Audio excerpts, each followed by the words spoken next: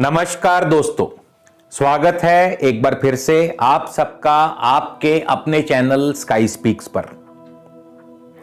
तो आज वृश्चिक लगन के जातकों की बात करेंगे कि आगामी जनवरी का महीना वृश्चिक लगन के जातकों के लिए कैसा रहेगा। इस बार जनवरी के महीने में जायदाद का बंटवारा हो सकता है या फिर हो सकता है कि स्थान परिवर्तन हो जाए या फिर आपके बारे में कोई गलत अफवाह भी बन सकती है। और ऐसा क्यों होगा, इसके बारे में पूरा विस्तार से विश्लेषण करेंगे।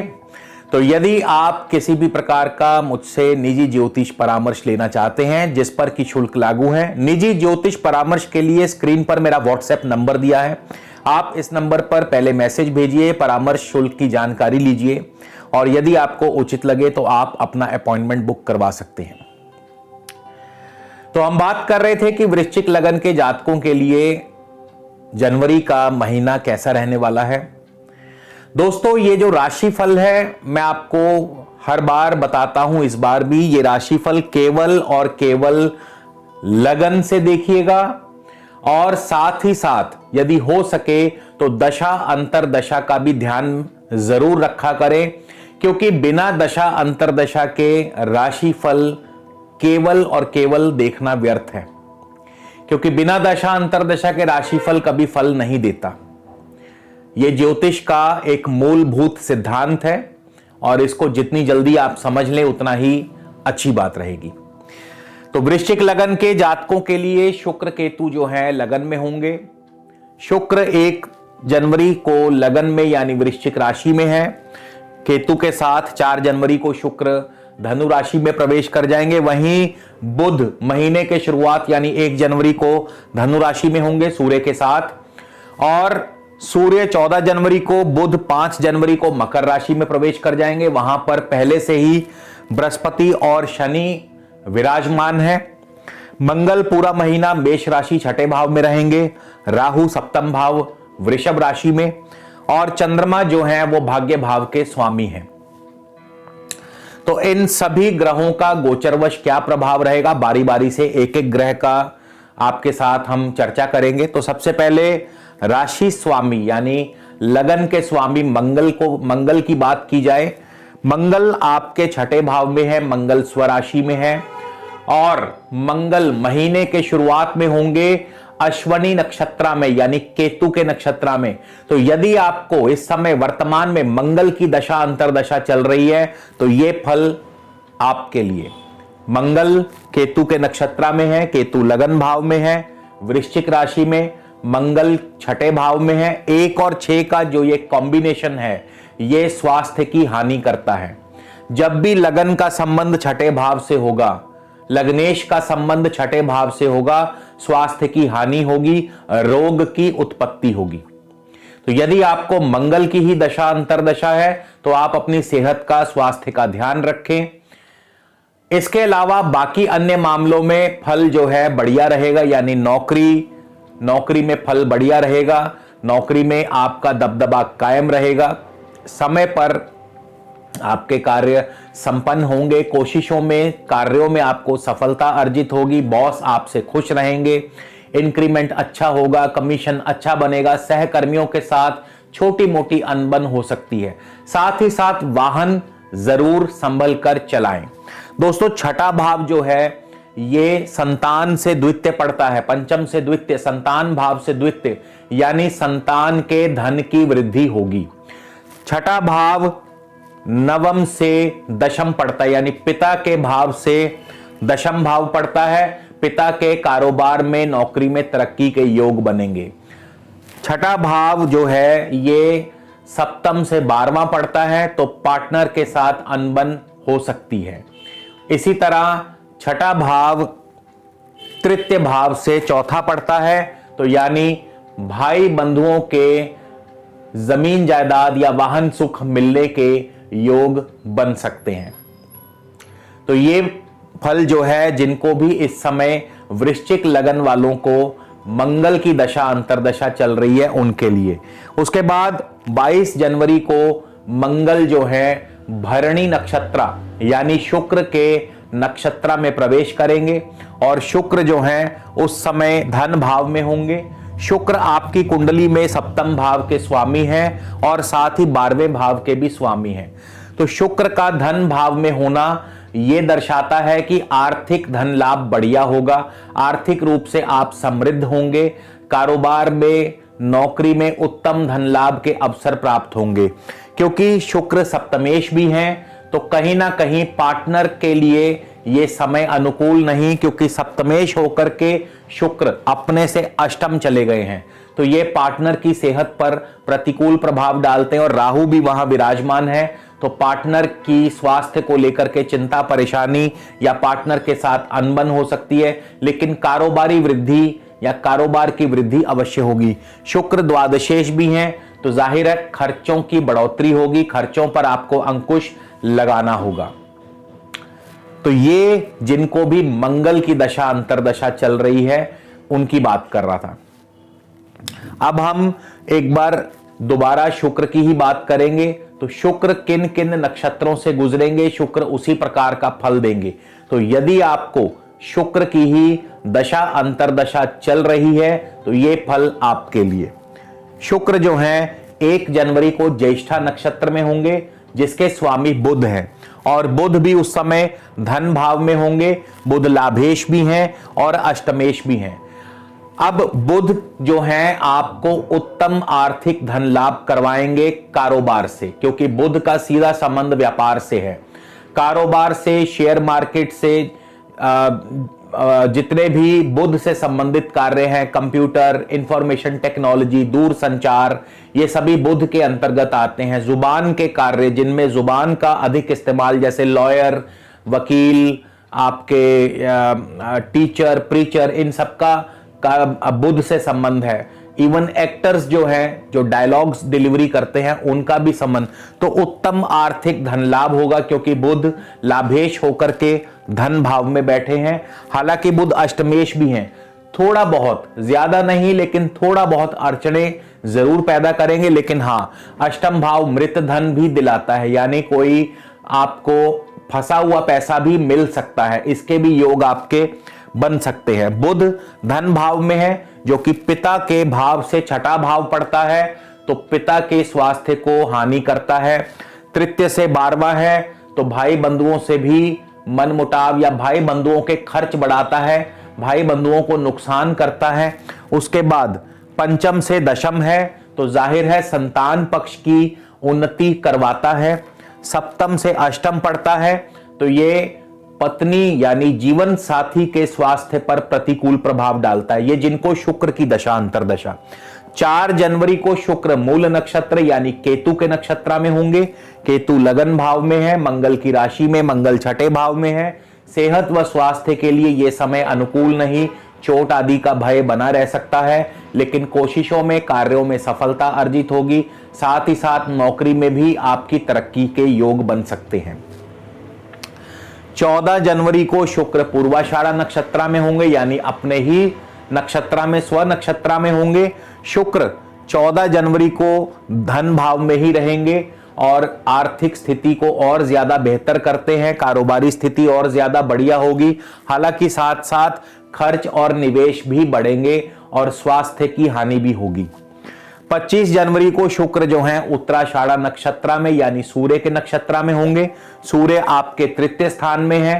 तृतीय स्थान में सूर्य व्यर्थ की भागदौड़ को बढ़ाते हैं, पराक्रम की वृद्धि भी करते हैं, यानी आपके अंदर नई ऊर्जा, नए जोश का संचार होगा। सूर्य दशम भाव के भी स्वामी हैं। कारोबार में अपने पराक्रम से, अपनी कोशिशों से तरक्की दिलाते हैं। नौकरी में अपनी कोशिशों से सफलता अर्जित होगी। राजनीतिक व सामाजिक क्षेत्र में आपका दबदबा कायम रहेगा। तृतीय स्थान, कोई ना कोई कॉन्ट्रैक्ट आपको मिल सकता है, कोई सरकारी कार्य आपका रुका हुआ बन सकता है। तो तृतीय स्थान इस प्रकार से फल।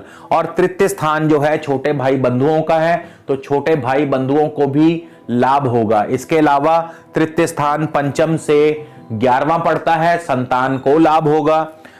पिता के भाव से सप्तम पड़ता है, पिता के कारोबार में वृद्धि होगी। और पत्नी यानी जीवन साथी के भाव से नवम पड़ता है, तो यानी पत्नी के स्वास्थ्य की वृद्धि होगी और साथ ही साथ धार्मिक कार्यों में उनकी रुचि जगेगी। इसके बाद हम केतु की बात कर लें तो यदि आपको केतु की दशा अंतरदशा चल रही है तो यह फल आपके लिए। केतु 1 जनवरी को राहु के ही नक्षत्रा में होंगे, उप नक्षत्रा में, राहु के उप नक्षत्रा में होंगे। राहु सप्तम भाव में है। पार्टनर के लिए यह समय अनुकूल नहीं रहेगा, उनके साथ अनबन मतभेद पैदा हो सकते हैं या उनके स्वास्थ्य पर इसका प्रतिकूल प्रभाव पड़ेगा। कारोबार भी धीमा चलेगा या कारोबार में भी रुकावटें पैदा होंगी।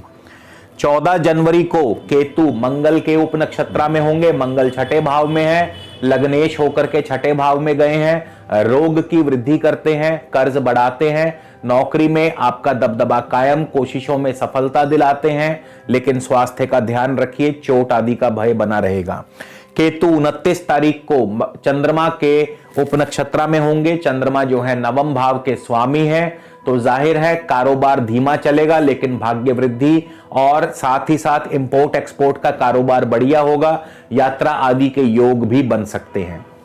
इसके पश्चात हम बुध की बात कर लें तो बुध जो हैं आपके 1 जनवरी को धन भाव में होंगे, 5 को मकर राशि तृतीय स्थान में चले जाएंगे। अब बुध जो हैं ये रहेंगे आपके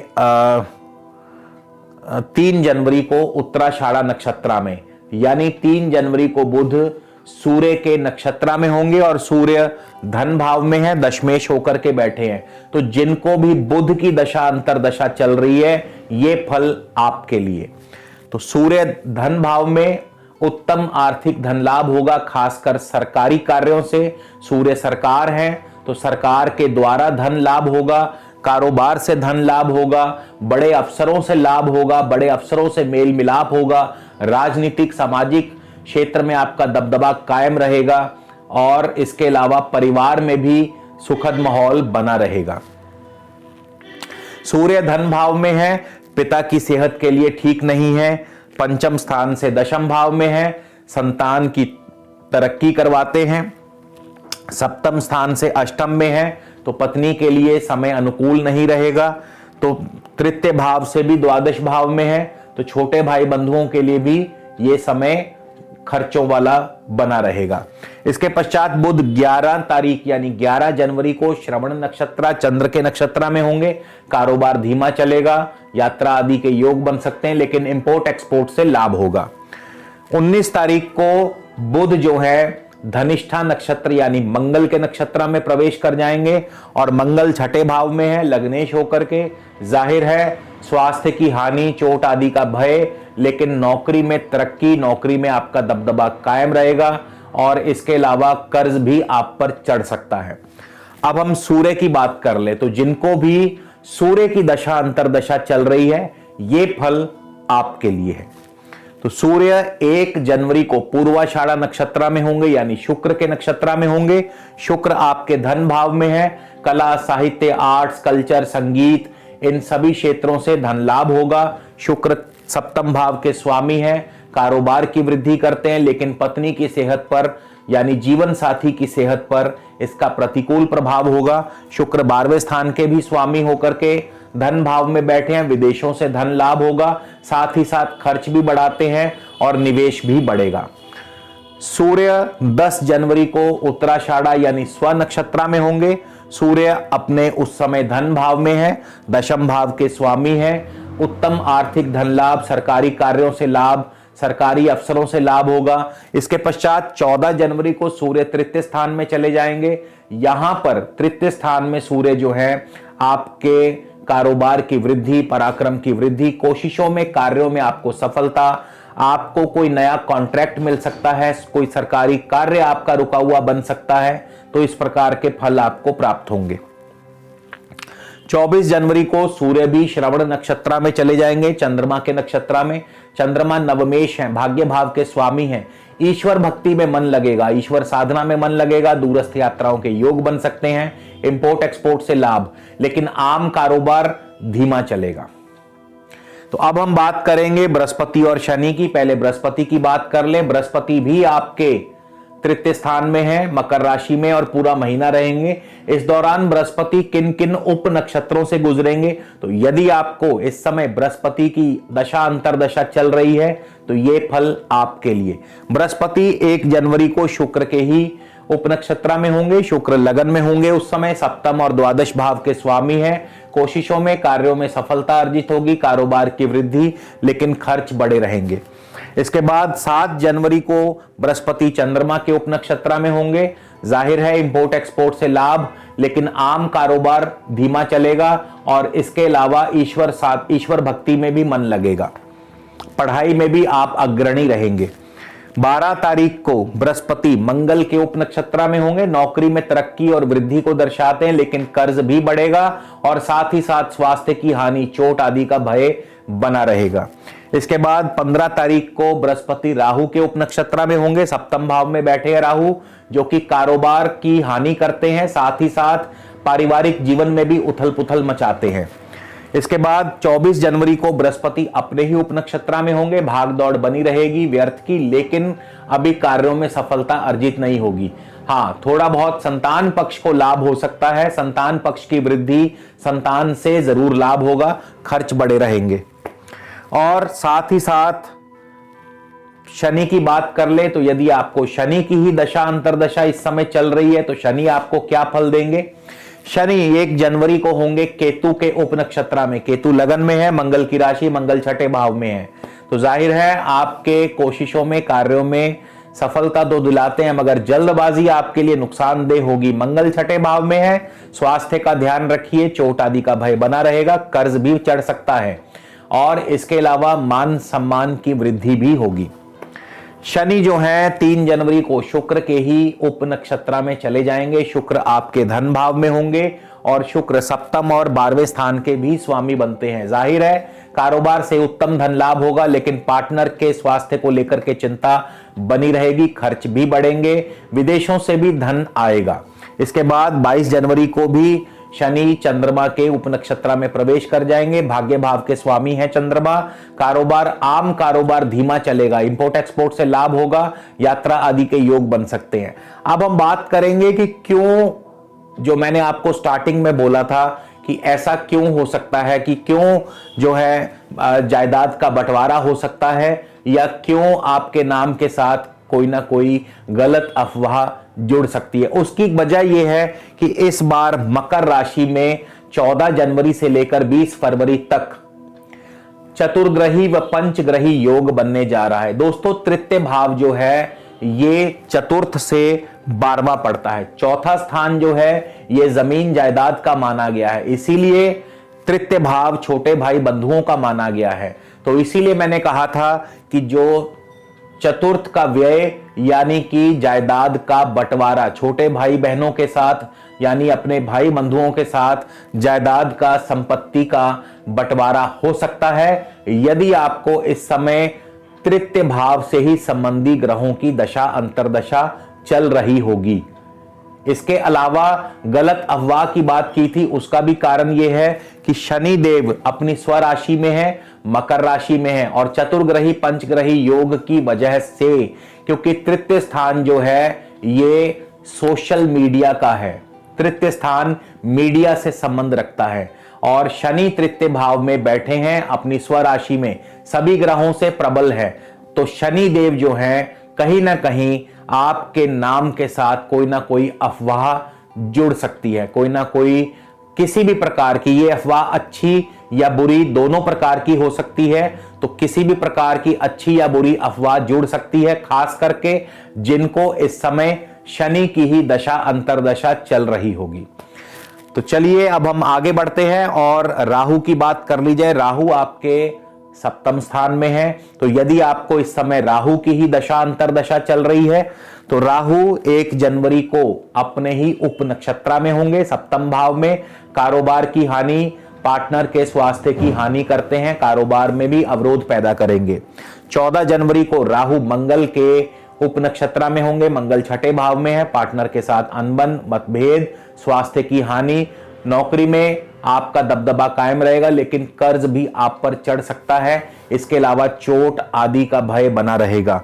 29 को राहु सूर्य के उपनक्षत्र में चले जाएंगे, सूर्य तृतीय स्थान में है दशमेश होकर के, यानी सरकारी कार्यों से अपने पराक्रम द्वारा सफलता अर्जित होगी, आपकी भागदौड़ से कार्यों में सफलता अर्जित होगी, कोई ना कोई सरकारी कॉन्ट्रैक्ट आपको मिल सकता है, सरकारी अफसरों से आपको लाभ हो सकता है, राजनीतिक सामाजिक क्षेत्र में आपका दबदबा कायम रहेगा, लाभ होगा।